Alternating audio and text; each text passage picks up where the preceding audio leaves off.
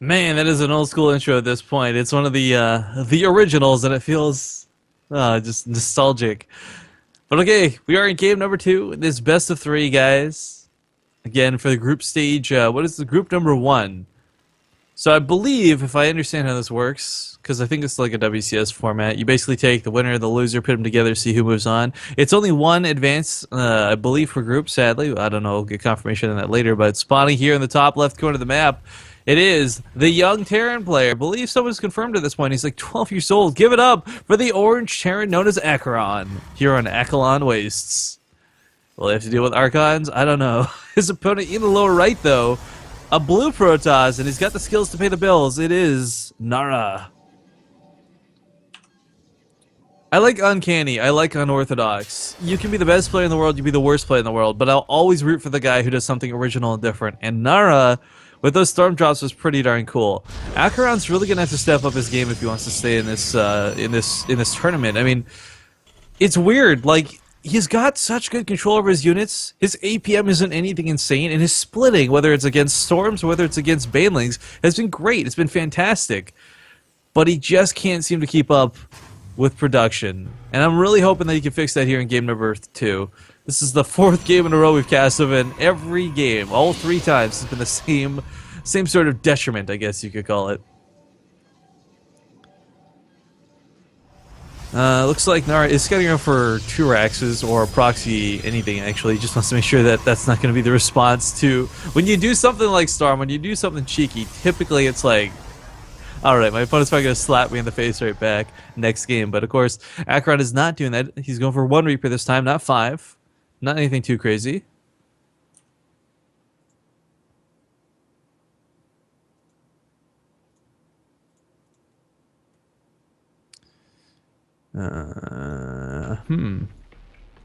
Alright, well, only 2 and 2 on gas right now for a Protoss player. Nothing out of the ordinary. It's kind of that economical expansion that eventually comes. I don't really know what you want to call it. It's probably like an official name out there. Because I'm not a scumbag Protoss player, I haven't learned it. But you know, basically you get the Mothership Core, the Warp Tech out at the same time. Sometimes you sacrifice even go for the Stalker a little bit earlier if you want to clear up that SC2 scout sooner. But yeah, next is going to be coming down at the natural, so nothing too insane about this. Yep, this is the Warp Tech and the Mothership Core. So what's really nice about this too is once the Mothership Core cleans up that SCV, or at least chases it out, it becomes a lot easier for Nara to throw the extra probes on gas and then start going towards something like Blink or Stargate or whatever. It's actually not a Nexus coming down the natural, just a pylon. Ooh. So he's actually going to be sneaky about this. He knows that Nara's going to be, or he knows that Aqueron's going to scout him in the main. So he's going to try and put whatever tech he's hiding here at the natural, which is kind of a cute move. Reaper doesn't even bother scouting it because it's looking for a Nexus. Nexus now comes down. Unless that pylon's just there for reinforcements, it might just be the probe's actually leaving. I thought he was going to try and put a Stargate up here or something. Little surprised we didn't see Blink though. Aqueron Waste is a really nice map for Blink. And by nice, I mean it's quite abusively difficult to deal with as a Terran player.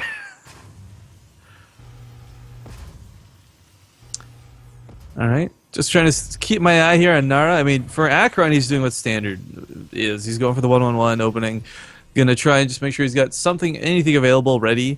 Command center's even coming up in base to make sure he doesn't lose on the low ground. Nothing is worse feeling than having to cancel a command center.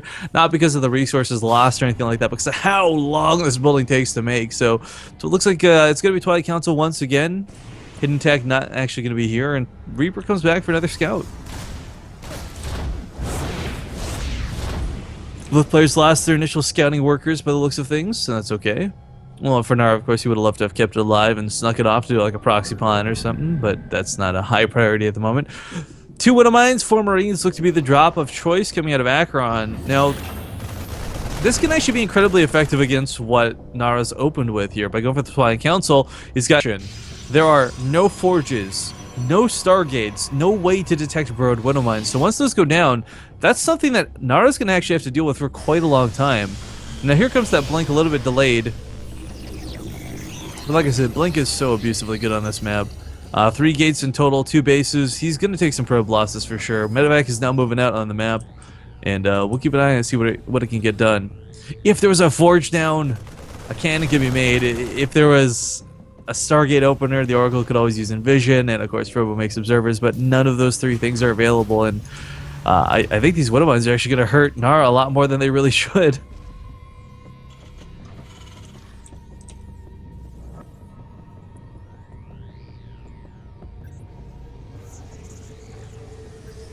Well, pylon goes down, but again, not like he can do anything about this, even if he knows it's coming, is what the most unfortunate part of this is.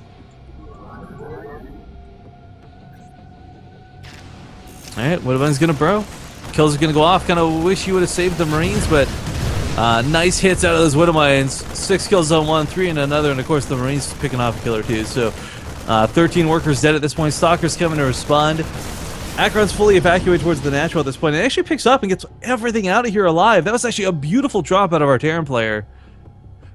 And the thing that's so awesome on top of this was that was a standard. That wasn't cheese. That wasn't anything ridiculous. That's just a standard move in TVP that Aqueron simply wasn't available or ready to handle because of his blink.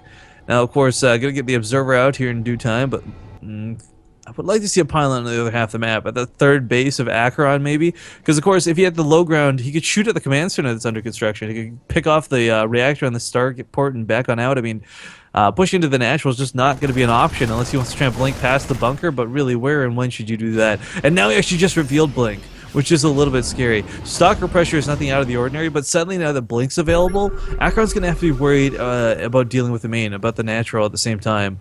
Medevac on the other side of the map, though, will provide some nice counter pressure. There's an overcharge available, but of course no detection still. The observer just popped out. Needs to come back towards the main, but it's going across the map to provide the high ground vision for that blink. Oh, that's unfortunate. Widowmine's going to go down once again. They won't get the kills this time. Probes were pulled in time, and overcharge should be able to clean this up. Not focusing the medevac until a little bit later will allow this drop to get away once again, though. Okay, Probe's gonna go back to mining right away. Now the pylon comes down across the map. It looks like Blink should be starting its aggression here in just a moment. Normally, this is a situation where we'd be like, oh, a Terran player is gonna be screwed because of the timing that the Blink hits, but this Blink is actually quite delayed. This is like a good minute and a half, 2 minutes later than normally you'd have to worry about as a Terran player. That being said, Aqueron, he's got a hell of a lot of Marines, but no Marauders. He doesn't have Stim finished yet. Nara could certainly get some damage done. I think Aqueron is, yeah, he doesn't know which angle it's going to come from, so he's just poised and ready.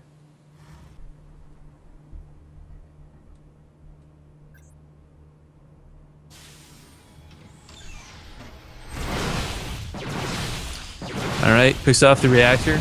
Blink coming off cooldowns in about 3 seconds. Picks off medevac and blinks out of there. Doesn't lose a stalker. Nicely handled there by Nara. This is the sort of annoyance I was talking about that Terran players have to deal with. But speaking of annoying, drop goes off in the natural once again. Looks like Aqueron keeping up the aggression.